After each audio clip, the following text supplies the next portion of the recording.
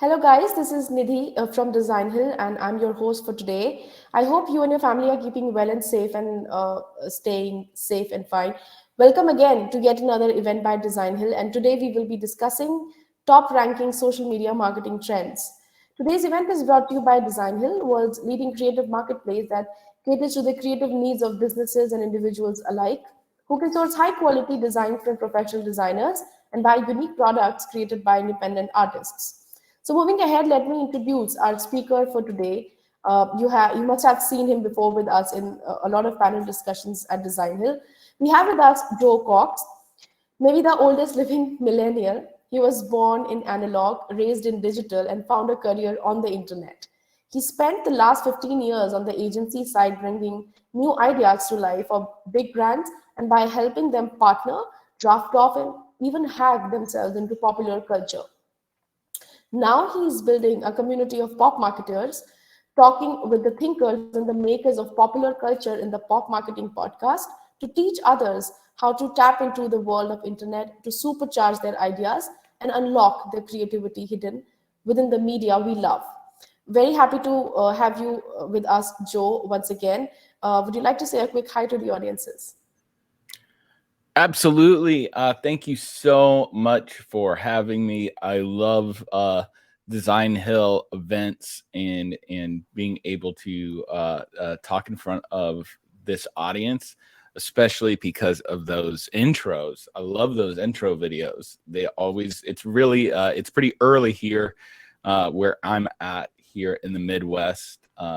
And yeah, nothing gets me going more than that video. So I'm ready to go. Amazing. All right, guys, you know the drill. Before we start the session, we have an announcement to make. We will be giving away certificates to the attendees who will stick till the end of the session.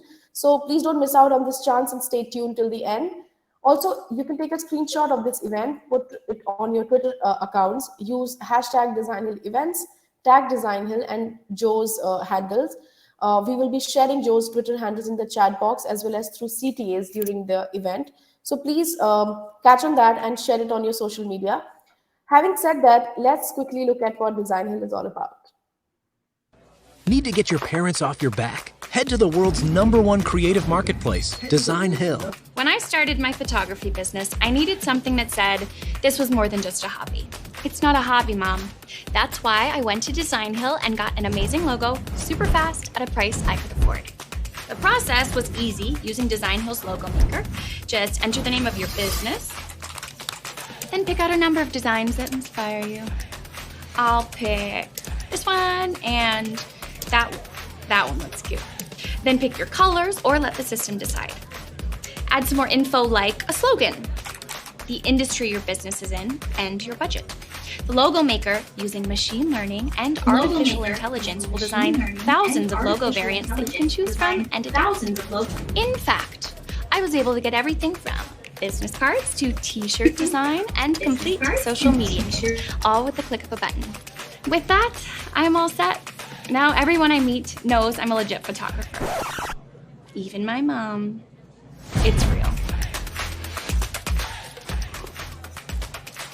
That's decaf. Let the world know it's real and build your brand with Design Hill.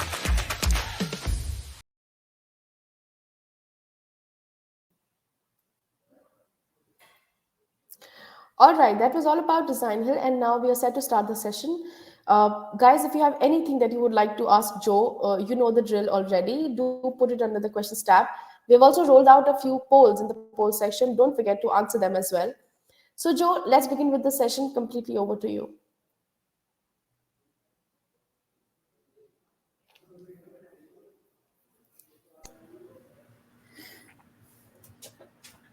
Good morning, good afternoon, good evening, wherever you're joining us from.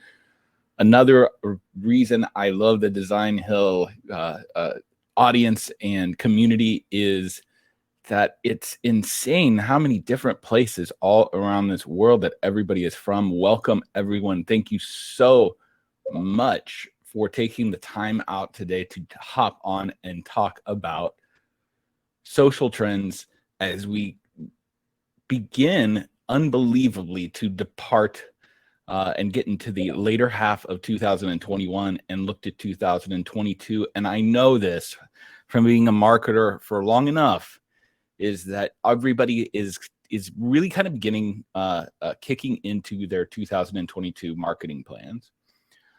And a lot of the trends and social trends and the things that really help inspire and guide us usually are coming out in January when those plans are already done. And Designhill and Pop Marketer decided, let's get out in front of this stuff early. And what we're going to share today is really that. It is the things that are going to inspire us and help us choose directions to set us up best for an amazing 2022, but also an amazing 3 years after that, right? It's making the right decisions to set yourself up, your company up, your brand up for the approaching future. And that's why this presentation is really subtitled Into the Metaverse. Now, I'm really curious, especially with this audience, who has heard of the metaverse in the news, in media. Who here has heard of it? Go ahead and help me in the chat with if you have heard of the metaverse at all. It's okay if you haven't, and totally fine if you have.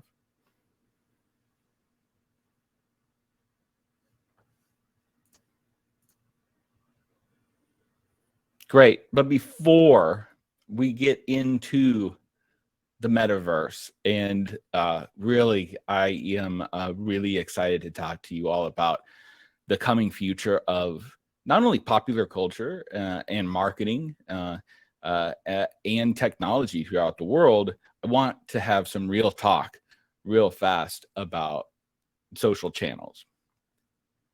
Here's the thing, is when we are looking into the near future or extended future, when we're looking into the things that will inspire marketing and inspire our audiences to connect and engage, of course, we're going to be looking at the channels. And here's my perspective. All I have for you today is my perspective and the perspective of the people that influence me, the places that I learn, the brands that I work with. So it's going to be definitely set towards my perspective here in the West. However, more and more, and especially as we start talking about the metaverse, that takes on a more global approach. But there may be certain social channels and certain perspectives that I have that are different for your audience, wherever you may be, and that's totally fine, and that's great. You really have to understand your audience the best. That's your job. I am here to inspire and to help, but I'm giving you the perspective of here in the United States with a global perspective. Here's what I'm thinking. Let's get this completely over with out of the gate, because where we're going to be exploring today steps out of very specific channels and starts to give you an idea of how technology, how culture, how everything is kind of merging together and converging to create, honestly, the third generation or Web 3.0, and then how that is going to affect social media.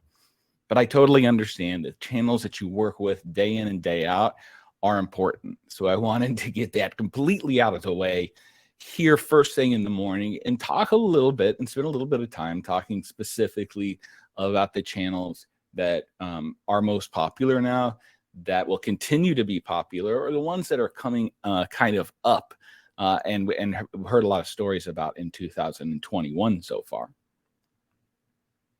Here's the truth from my perspective. Facebook, along with WhatsApp and Instagram, are not going to be going anywhere. They are absolutely will continue to grow and engage as audiences continue to connect with them. I wouldn't say in 2022 there's going to be anything that I would say in the plan that would stop you from using those platforms, because most of the time they are the most set up to get what we need from an advertising and marketing perspective, especially when it's ROI, especially whenever we are trying to convert an audience that is still in these channels. Okay, so Facebook, WhatsApp, Instagram, not going anywhere. They're doing a lot of growth. We're going to be talking about the technologies that they're really putting and leaning on and putting bets on, which when they're putting bets on it, we need to be putting bets on it too. But they're not going anywhere. Same applies with Twitter. If Twitter has been something that has worked for your brand in the past, chances are it will continue to work for you in the future. YouTube, same way. It is a way to really get in front of larger scale audiences or specific audiences with video content. And it will continue to be the world's largest data bank and search when it comes to video.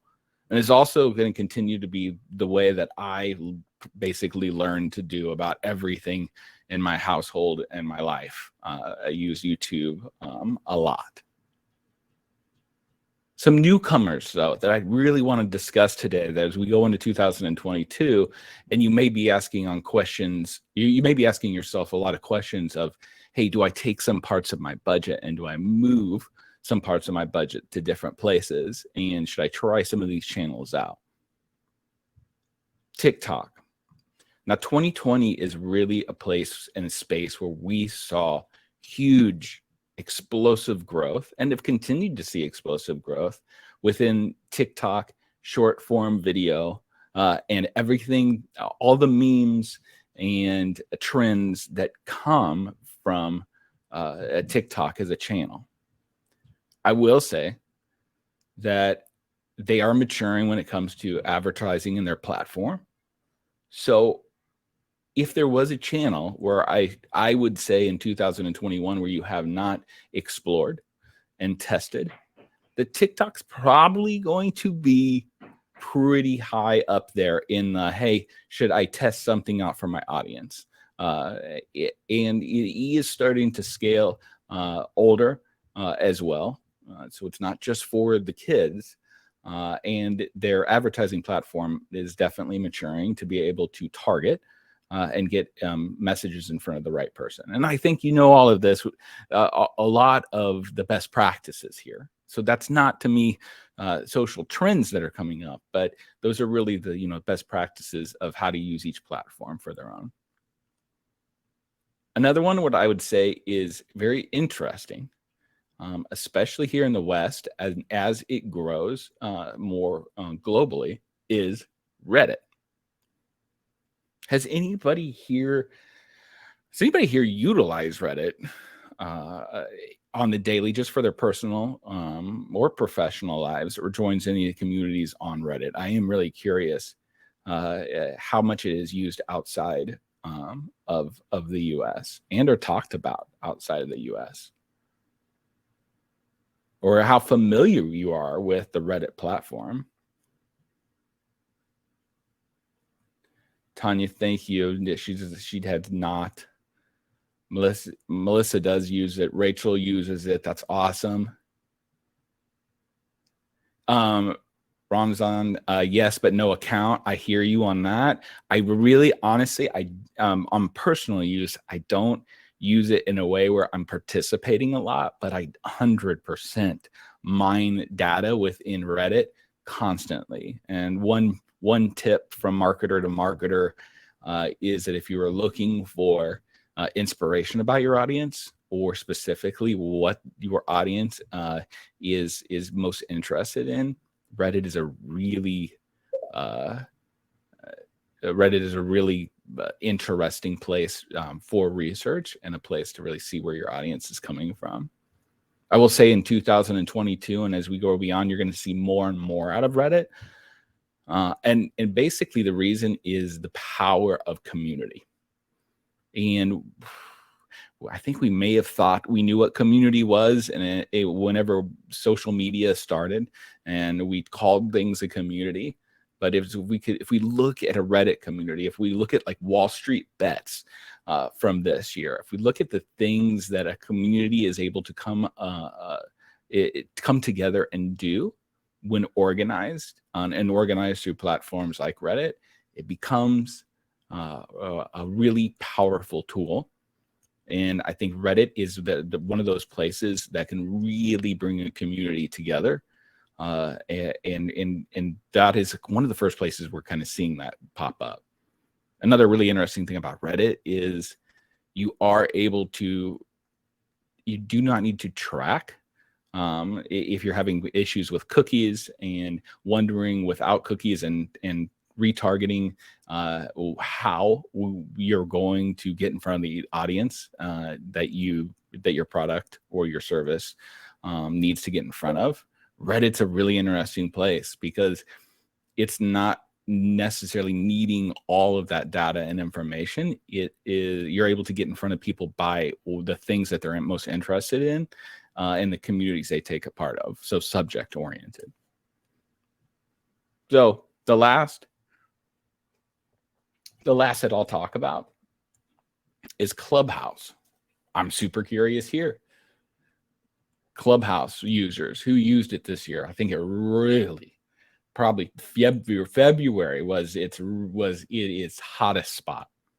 And I went on, and another example of community, honestly, another example, a lot of people are on communal radio or communal audio, but there was a lot in the media and a lot of growth early on this year with Clubhouse.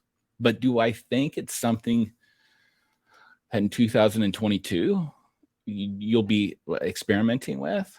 Maybe it is a right fit for you. I'd say that if you haven't gone on, you can, but we definitely saw the energy of Clubhouse rise really fast, and then just as quickly as it rose, and everybody thought it would be the next Facebook, or the next thing would be the audio, we saw it dissipate quickly as well.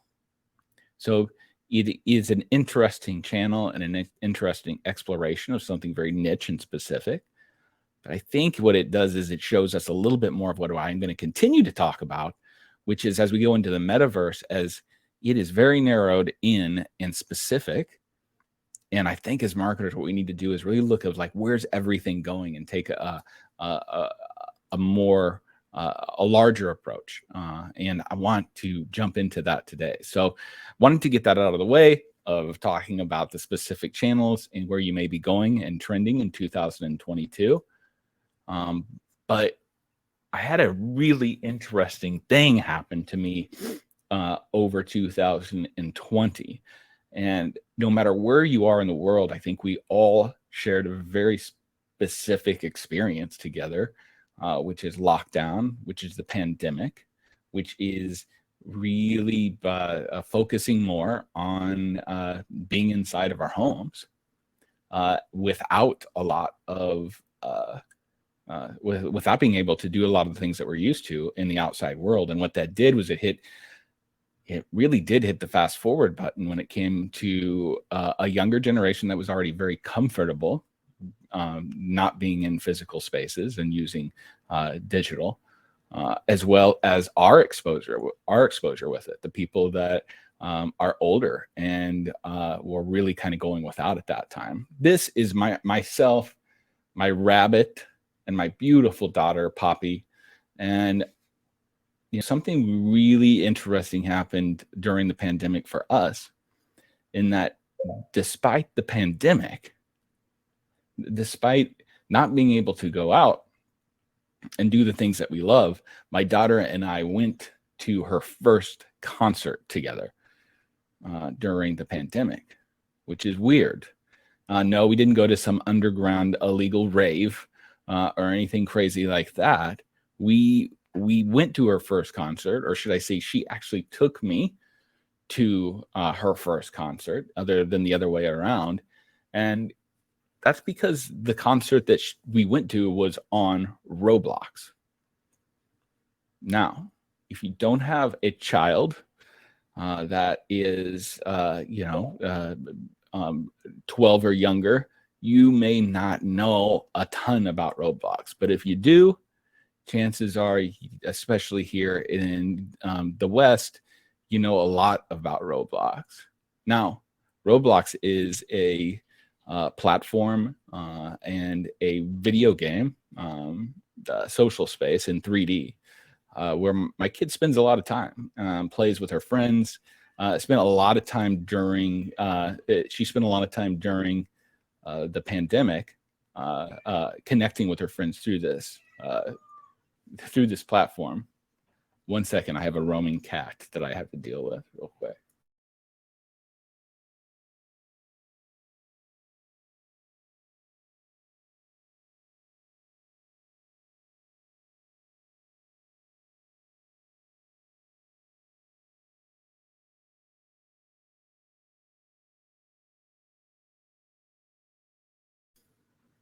"2020, I told you.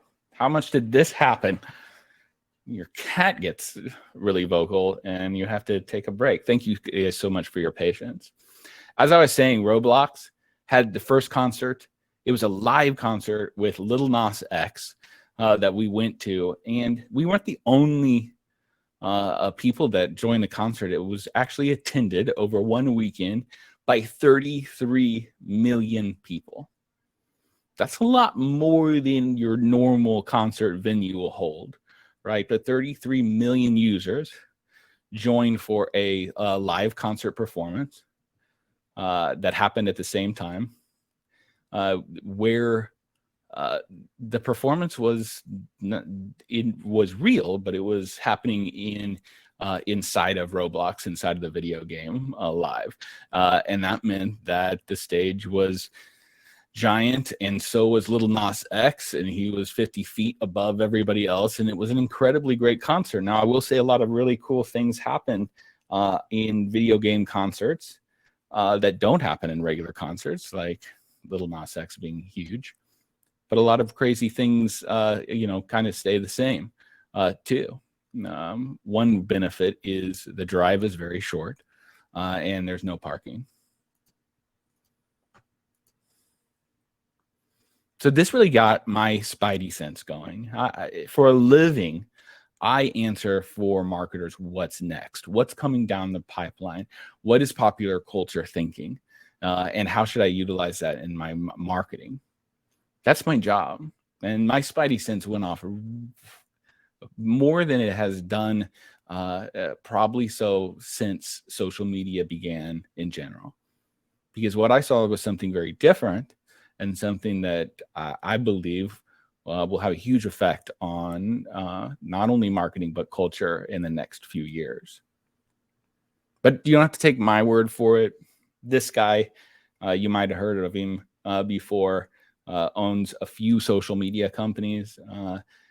He said a couple months ago, actually, a quote that says, "We'll effectively transition from people seeing us primarily being a social media company to being a metaverse company."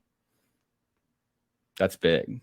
They are social media and they're going to metaverse. I feel like this is really a big signal to us beyond gut, that understanding what the metaverse is and what these plans are will really set us up for the next 10 years, if not beyond that.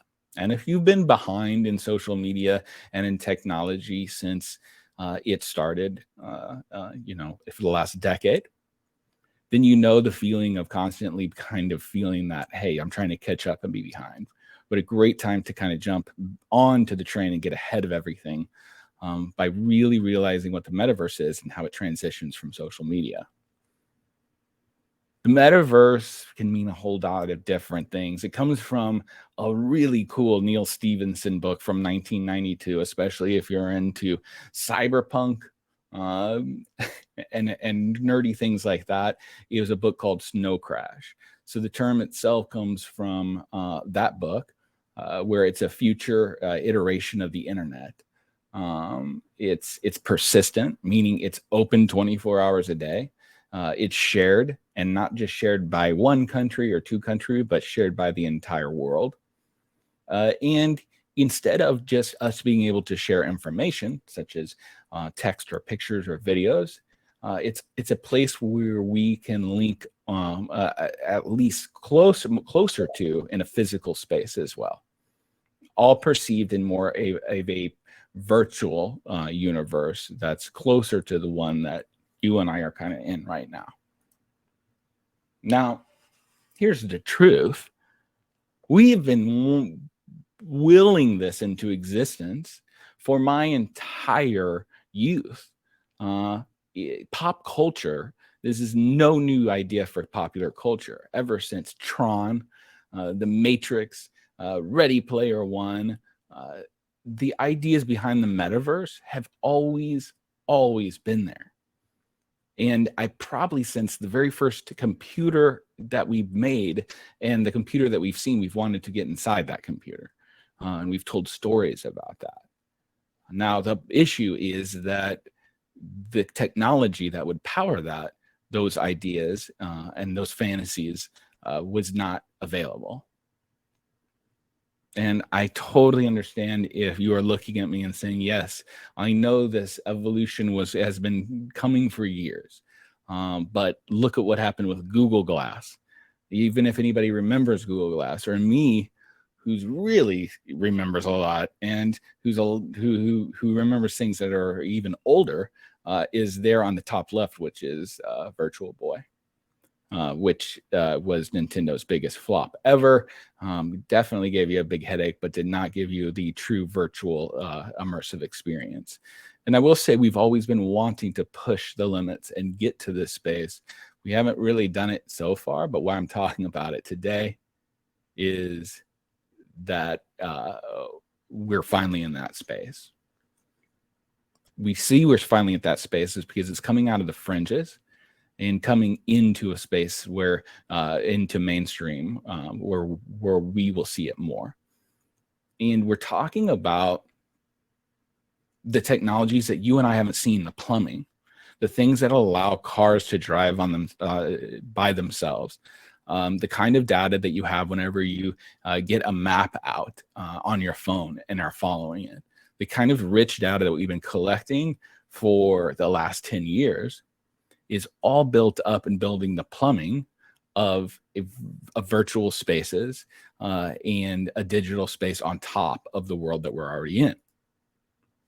So what I said is we're really building in a line. These aren't giant leaps, but these are spaces that we're going from Web 1.0, which was really the library of information and how that got started with Google and everybody having a website, to Web 2.0, which is where we all come in, which is social media, mobile first ideas, and cloud driven, to what is next. What is that Web 3.0, which we are really at the forefront of right now, which is more what can those pieces do? And we add AI when we decentralize and when we build computing structures that are allowing us to connect more seamlessly.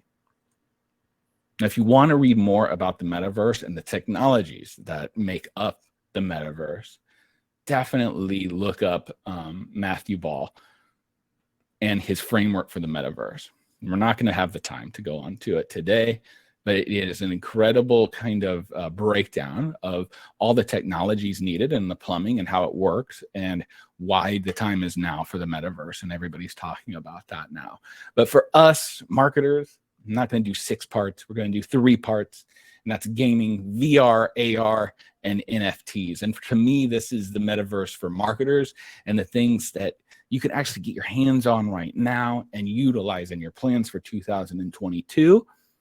And not just say, hey, I jumped on this presentation today. It was really fun, but it really didn't help me in pointing me in a direction. I don't want to do that. So we're going to be talking about 3 different spaces: gaming, VRs, and NFTs.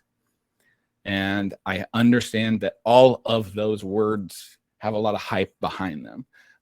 Like I said, I promise you that we're going to be able to utilize those pieces from that today. And I'm going to show you how on each space. So we're going to move from this idea of what's next to this idea of what's now. right? Like, what can we do now that's going to set us up for this amazing future in the metaverse that we see coming? And we're going to do that through exploring just a bit today, gaming, VR, and AR, and NFTs. Let's talk about gaming. I say anyone's game because I think the stereotypes of gaming are still persisting, but more and more are becoming more dangerous for a marketer, especially in understanding how important gaming is to their audience. And when something, especially media, is very important to our audience, that is a really big clue that a marketer should be there and should be providing value in that space. The average age of a gamer is 31. In the US, we have 227 million gamers.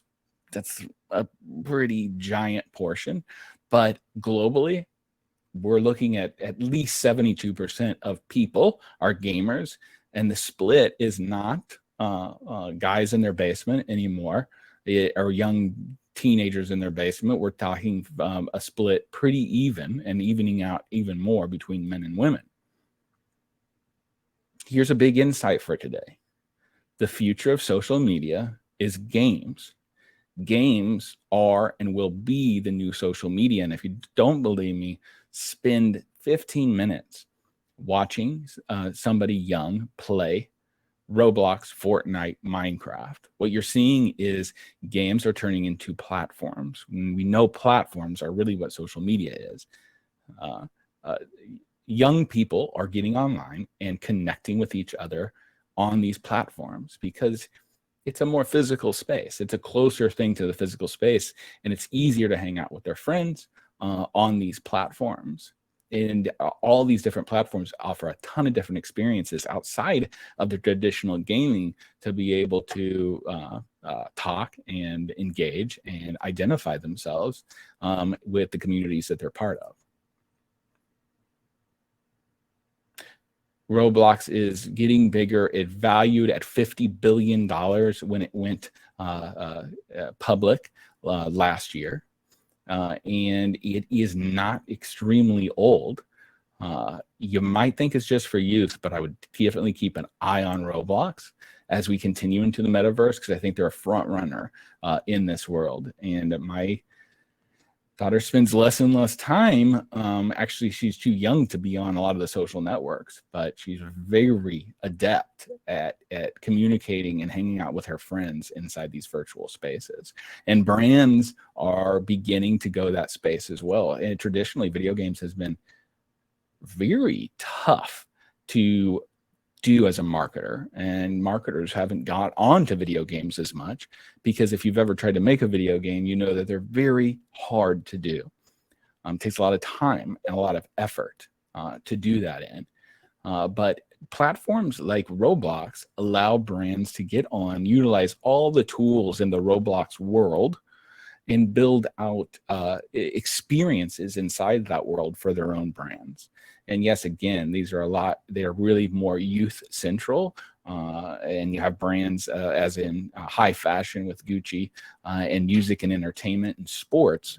But I see, as we continue understanding to have more of an experience for your brand and a place to hang out for your community is going to become more and more regular action, and is going to start aging up, just like we've seen time and time again, from Facebook to Instagram to TikTok. Look to where the youth is, and it doesn't take too long before they're growing up and starting to bring that into the workspace. Another one that is blowing up globally, exploding over the last 2 years, is esports. A viewing audience of almost 500 million now. There's 6.3 billion hours of Twitch views per year. That's billion with a B. It's used from 25 to 44, which is a really incredible kind of audience for marketing and marketers. And this isn't kids game anymore. The largest prize right now has been $34 million for one tournament. $34 million, and filling crowds like you see here with esports, with competitive gaming. competitive gaming is blowing up so much, especially when sports kind of went away from a lot of our countries for the last year. And it's an incredible thing to explore. And I would say explore that, because chances are, if sports or advertising in sports is something that is right for you as a marketer and your brand right now, that esports is going to be someplace where you need to at least explore in 2022. And if you want to learn more, then John Davidson, there's no other place to look than my friend John Davidson from the DLC Drop. And he is the one that goes into the really sometimes tough to follow, super fast growing esports ecosystems. I'm not going to explain those today, of the difference between teams and the game itself and the competitions. But it's definitely something that you should scan, and I can provide links after this to all of these places, or follow the DLC Drop podcast if you want to learn more about connecting as a brand and engaging with the audience that's coming into esports. All right. So, Joe, is it a good time to take a short break? I think so. I think it's perfect time. Yeah. Maybe you can go grab a glass of water. All right, guys. I'm sure everyone is enjoying this insightful session. Stay tuned. We will be back for the rest of the presentation and a couple of questions in a while. Let's take this quick break.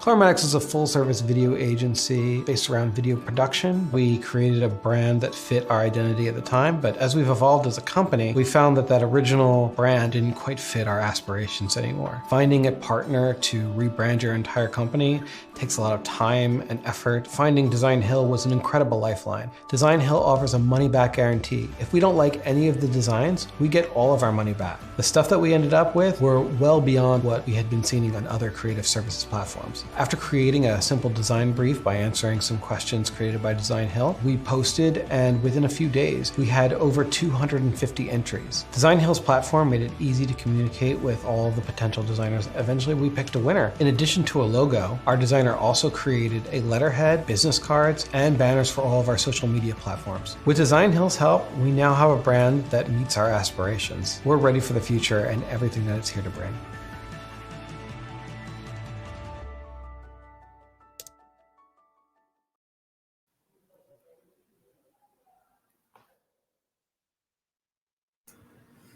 All right, we're back again with Joe.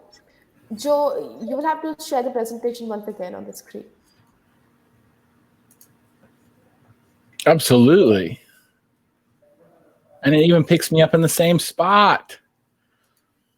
I think we were on the slide 23, 24, I guess. Yeah, so let's talk about, let's end it for gaming just out of interest of time. But here's the thing, when it comes to gaming, these spaces are going to be more and more places that marketers should explore. If you're looking for a trend in 2022 and something that you should be exploring beyond the channels that you already have, gaming audience is huge and is an amazing opportunity. What it's doing is it's creating more paths for you to be able to connect in more traditional ways that you're used to, that's going to get more of a return for you. If you want to explore that audience, looking into places of esports is a great way to do that on a global level. And I will say, look at your local spaces too. Local franchises will be here in the next 1 or 2 years when it comes to esports. And what this means is, just like your favorite team or home team that has a local franchise or plays in your hometown, esports is getting that as well and being bought by a lot of the teams that you might be fans of or follow in traditional sports. So this is going to give us the ability to localize this esport community. So look into that. Follow myself after this. Follow John Davidson and look into ways to explore gaming, whether that be mobile gaming and advertising, or into sponsorships in partnerships within esports as well. The next thing I get into, especially for designers and marketers that are working with content, is AR and VR, which is really what it means is we are creating, instead of the two-dimensional space, we are now creating in a three-dimensional space. And it's incredibly important for us to understand the power of AR, VR, not in the future, but the power of it right now. Right now, within mobile phones, most every one of your users has AR technology built into their phone. We know that from the little dog ears that we put on ourselves and the filters that we see inside of TikTok and now Facebook and Instagram and Snapchat. And basically everyone has these abilities and capabilities with AR. And why we should be listening as marketers is because the average AR ad engagement is 75 seconds. You are trying to build videos where we're slapping each other on the back and giving high fives and jumping for joy if we get more than 2 seconds of engagement with a video. And here we have an option that is ready to go for us right now today that is getting exponentially better results when it comes to engagement time with those. We were looking at Oculus Rift, which is made by Facebook, which is a VR headset, has sold over 5 million copies in the last couple of months. And it's starting to get way closer to a space of mainstreaming. And we're currently looking for at least US AR usage of 83 million right now, and look for that to increase as the year progresses and as the decade progresses. This is happening now. We have companies using VR for training.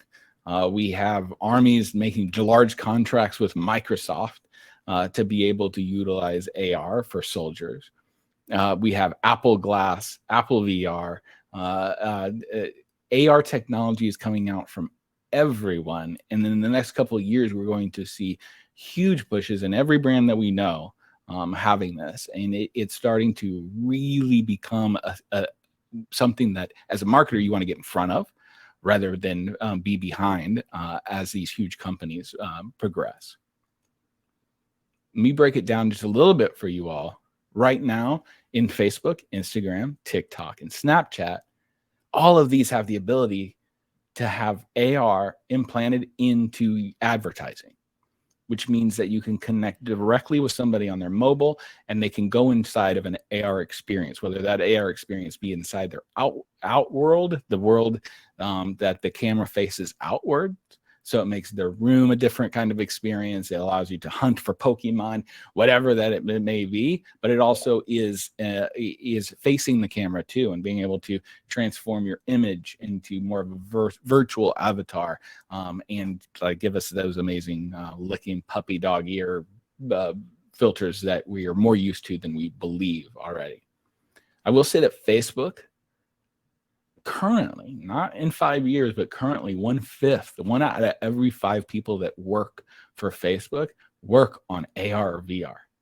If you want to know what they're putting the bet on for the next few years and where they're going to place their bets, and we know where they're placing their bets is where we'll start to push as the entire space will go there.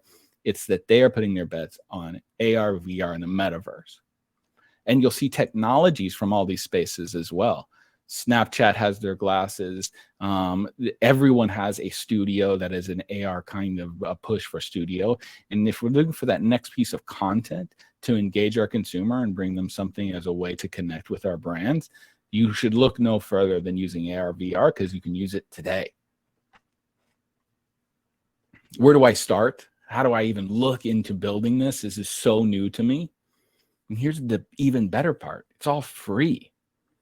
Facebook a couple of years ago bought Spark AR Studios, leading AR technology. And it's basically, think of it as like Photoshop for AR and 3D, VR and 3D spaces, that we can actually build these experiences inside of these social platforms using this technology.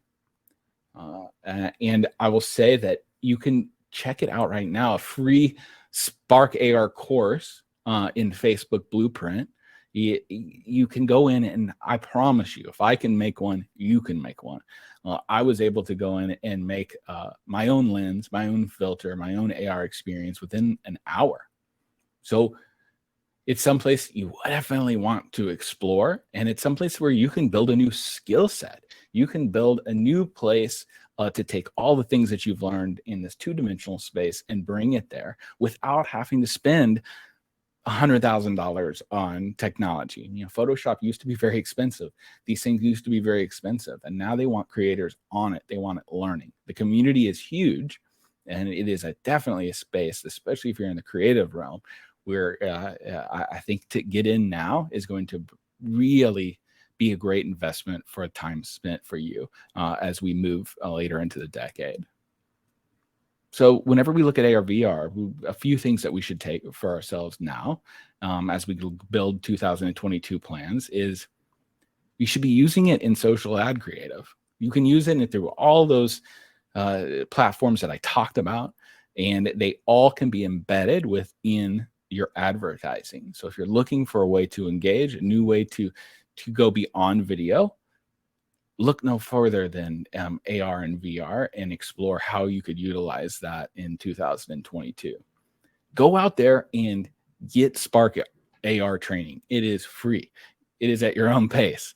There are amazing creators out there already on the space who's been there, but it's very, it's a low barrier for you to be able to go on and build this new skill set.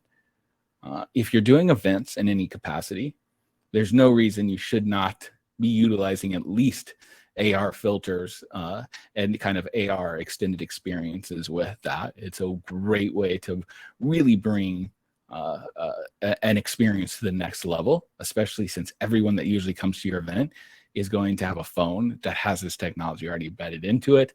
And the biggest thing is this: put the thing on. If you haven't experienced VR, if you haven't experienced and really played with AR, put it on now and experience it for yourself.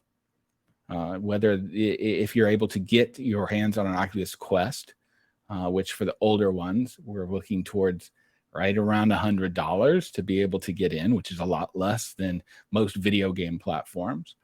But understanding how you can utilize that for not just play, but work. And it will really show you hands-on what the future is going to look like. It's pretty amazing. The last subject today is, what the heck are NFTs? Who's heard of NFTs? Has it blown up as much everywhere else as it has here in the States over the last a couple months? Do any of these things look familiar? Yeah, crypto games. It's different. The NFTs are on the same technology that cryptocurrency is on. It uses the blockchain. It is different, but it is using that same technology. And as we see the ideas of cryptocurrency rising with Bitcoin, Ethereum, we're seeing the introduction of NFTs, and I think it means huge things for marketers and for marketing as we go for the next couple of years. And it is something that we're going to explore a little bit today and excited about. To tell you how crazy it is, that Bored Ape, which is the character there in front, sold to an NBA basketball player for a few $100,000 a couple of weeks ago. It's being bought up from everybody from Snoop Dogg to NBA stars to most of your larger influencers are collecting these pieces. We'll talk about it more. We had an influencer out of I believe Russia who sold her love as an NFT, and that fetched $200,000 for one of her fans. And then you just have pictures of rocks. The one at the very back is just a JPEG of a rock, and that sold for over $30,000 a couple of weeks ago. So what the heck is going on? And then you have Beeple. If you haven't heard, Beeple sold the very first NFT in Sotheby's and sold it at auction for this piece that is behind him, which is his first 5,000 pieces of work, for $69 million. It's a piece of digital art. Yes, that means that I can download this and have it, I can hang it on my wall if I want to. But he was able to sell a piece of digital artwork that does not have a physical piece at all for $69 million. Okay, so it should tell you more of this. Is yes, that's a great headline, but it should tell you that these NFTs and understanding of digital artwork and digital ownership is here. And 69 million votes for that sticking around. So what is a non-fungible token or an NFT? That's a great question. Basically this. An NFT allows you to buy and sell ownership of digital stuff because it gives you proof that you own that digital stuff. An NFT can represent almost anything. Right now, we're seeing it represented as art or graphic or music, video game, images, access. Anything that's digital can now provide tracking and ownership with somebody. I'll tell you this, non-fungible. It can be a complicated thing to explore, and I don't want everyone not exploring it because they don't feel like they're comfortable in understanding it. So this is what got me. This is the easiest phase. Non-fungible just means that I can't swap it out. If I were to let you borrow $1, right? And you wanted to borrow $1, I let you have that dollar, and you came back a week later and gave me back that money, I would not expect the same dollar that I gave you back. It would be totally cool if you gave me $1 or 4 quarters or 10 dimes or whatever you needed to do to give me back that, but I would not expect that same dollar, the physical dollar I gave you back. That's fungible. That means that we can trade those things out and it doesn't even matter. Non-fungible means the things that we can't trade out. If I were to let you borrow my car, I'll tell you one thing, if you came back with another car, unless it was a Tesla, I would probably be wondering what's going on, and I expect my car back. That just means that for things like my house or my property, artwork, all these things are non-fungible. It means that there's only one of them, and we see them as one thing. And what non-fungible means when it comes to tokenization is it just means that we can track ownership of things on the virtual world and inside on the internet and track back ownership of that. And it means a lot of big things. You're kind of wondering what the big idea is about and why anybody would pay this much for a JPEG or why somebody would pay that for anything. Understand this. Fortnite, a leading gaming platform, made $2.4 billion in 2019, and they mostly made it from skins, which are outfits that your avatar wears, and emotes, which are dances that your character makes that has no functionality within the game at all. That's right. It doesn't make you shoot further. It doesn't do any, and it doesn't make you run faster. It doesn't do anything. It just gives the players identity and allows them to be more like who they want to be or who they are as a person. And 2.4 billion shows you that this generation coming up has no problem spending money on their identity in the real world, and especially doesn't have a problem spending money and time for their identity in the virtual world too. And if you're still having trouble understanding the value of these things, here in New York, there is a plate of French fries that costs $200. That's ridiculous. But value is based on what people will pay for something. And that is this idea, is whether you understand the ideas of NFTs and how they're made to put together is one thing, but try to put yourself in a place to understand that value is all in the eye of the beholder. Now, brands have made a beeline for NFTs, but it's happened inside of artwork. And I'll tell you right now, my big insight to everyone here is NFTs are not just about artwork. We've seen Charmin, Taco Bell, Pringles, Don Julio, Tequila, all of them have put NFT artwork out, somewhat to positive review, but I think it's really sending us into the wrong place. NFTs are not about artwork, they're about access. NFTs are keys, not art. So if you look at other examples here, like Vaynerchuk, Gary Vaynerchuk with VFriends has put out NFTs, which are collectibles. But listen, they're not just collectibles. If you buy one, then you get access to 3 years in a row of his live event. So they are tickets. Kings of Leon, which is a popular music group here in the States, put out an NFT, which is, again, a collectible thing that you can own from them, but it's also can be a golden ticket, which one of the people bought, which is a golden ticket that gets you front row pass in every single tour date that they have for the next year. So you should be thinking of it less as like art and more of access that can be given away. If you want to look up a really cool company that I think you're really going to see pushing the limits of what these NFTs can do, look no further than RTFKT. Look them up. You will not be sorry. They are selling virtual shoes that fit on your feet, and they are for thousands and thousands of dollars. They are doing AR fashion and selling these pieces that you can wear inside the metaverse, inside of AR and VR for a surprising amount of money, and building avatars that future gamers will be able to game in and identify with.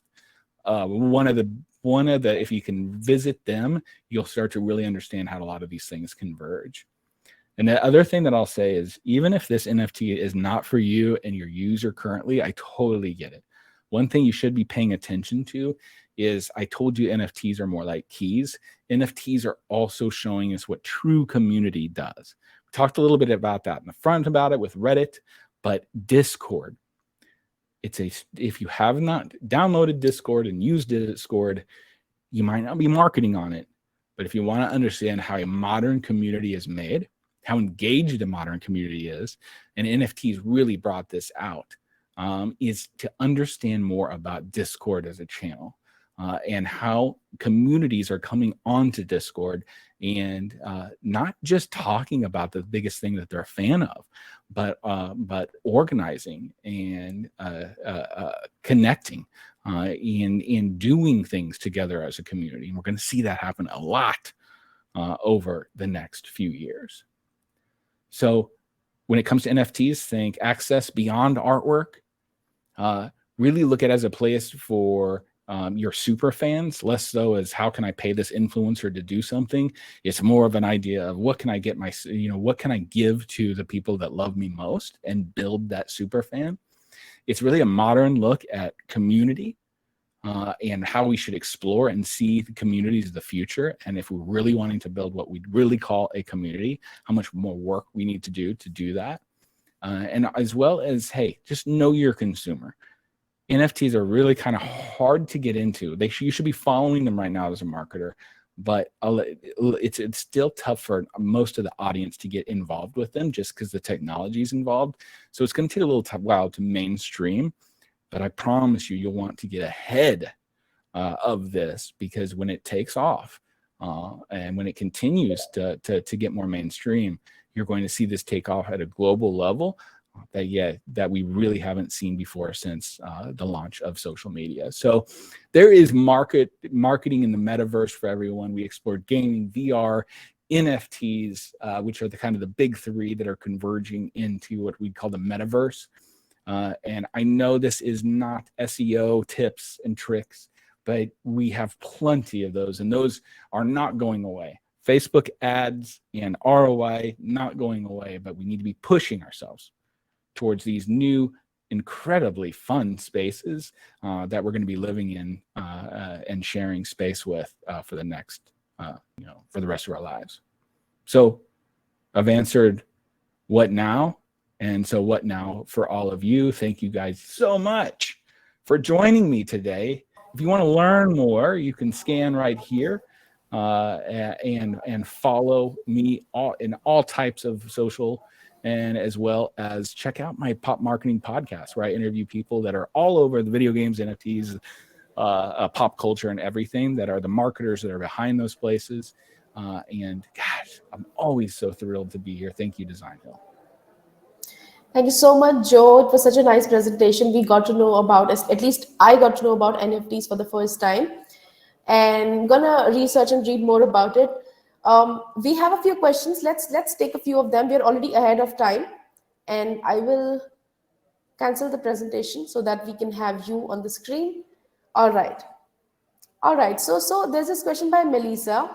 She says, "Are there any forums you would recommend us to the young marketers to join and keep up with the social marketing trends? Any resources?" Oh, I think it's so important. It's such a great question. It is so important for us as marketers, no matter what, if we're just going into our careers, or if we are in the middle of them, or somewhere near the end of them. It's so important for us to keep up. It's really important for us to keep up with the space, especially with, how fast it has moved and how fast it is moving. So an easy answer for that is Reddit is a great place to understand and to follow and engage with. I also think Discord is an incredible place to really see, if you're in social media and you've understood what community meant in community 1.0, and hey, I want fans, and we're going to talk about customer service and things like that. If you really want to understand what community is going to look like in the future and how you can really start building your skill set up for that, follow a few of these NFT project Discord servers. Jump on, find, even just Google for communities, different communities on Discord that you'd be interested in, and just see how they are engaging with their community, and see how the admins and moderators work. Because I do think that it is beyond what we usually see in a community manager position, and much more engaging and fun way, and definitely a great place to explore if you're young into your career. All right. I hope that answers your question, Melissa. So we have Dolores asking this: if you're doing digital illustrations and you want to make an NFT, where do you start? Influencers, or how do you start? Again, amazing question. If I were an illustrator, if I were a digital artist in any way, I would be exploring those the ability to finally unlock my artwork and to be able to monetize this. I think this is going to create, it's such a revolution for artists and for creatives. It's going to be tough for us in the agency world, at least, to keep great talent around. And it will be even more important for us to be able to utilize partners like Designhill to be able to get those needs met. But it's a great question. It does take a bit to get into, but nothing that you can't explore and see. There's tons of things on YouTube and videos and ways to understand from the very beginning to the end how to build your own NFT if you are your own artist, and how to get that going. And you can it's a rabbit hole for sure, but the information is not hiding, and it's out there. So I don't have any specific place to go, because I am an NFT more collector right now than a maker. But I'd implore you to go out there and find ways to be able to get more value from your digital art. All right, great. So we have a lot of questions around, social media marketing trends, and the entire presentation, entire workshop was all about that. We are a little ahead of the time. We will have to wrap this up right here, but I'm sure that if you reach out to Joe on his social media handles, he would be, gracefully answering all your questions. And you can also watch the replay of this session after the session gets over right here. It will also be there on your email inboxes. So this actually brings us to the end of this wonderful workshop with Joe, and a very value-packed session. There's a lot more that we could have learned. We are a little limited by time here. I hope you guys enjoyed this session, because I personally did. Once again, I would like to thank Joe for taking out the time to be a part of this event. Joe, any last thoughts? It's always a pleasure. Thank you so much for having me on and be able to talk about this. Is something that I am so excited about, and I see it's going to be so important for everybody to get in front of these technologies as we kind of emerge into this Web3. That the earlier you can even get interest into it, it's going to pay out in dividends as we continue to go. So good luck with everybody. And if anybody has any questions, please hit me up. Not hard to find. Look me up on the Pop Marketer, and looking forward to having all of you join the pop marketing community. All right. So, guys, this is not where it ends. We have a lot more events lined up for you in the coming days. If you guys are interested and haven't registered yet, my colleague Harshita will be sharing the link of our events page in the chat box.